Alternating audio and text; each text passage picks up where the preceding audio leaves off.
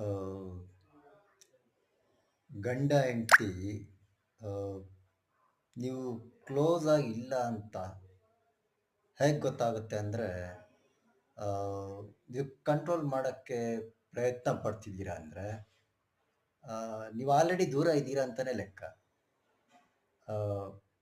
ಫ್ರೀಯಾಗಿ ಸ್ವಲ್ಪ ಫ್ರೀಡಮ್ ಕೊಟ್ಟು ನೋಡಿ, ಆವಾಗ ಗಂಡ ಇನ್ನೂ ಹತ್ತಿರ ಆಗ್ತಾನೆ, ಅಥವಾ ಹೆಂಡತಿನೂ ಗಂಡಂಗೆ ಹತ್ತಿರ ಆಗ್ತಾರೆ. ಗಂಡ ಹೆಂಡತಿ ಮನಸ್ಸಲ್ಲಿ ಎಷ್ಟು ಫ್ರೀಯಾಗಿರ್ತೀರೋ ಅಷ್ಟು ಖುಷಿಯಾಗಿ ಒಟ್ಟಿಗೆ ಇರ್ಬೋದು.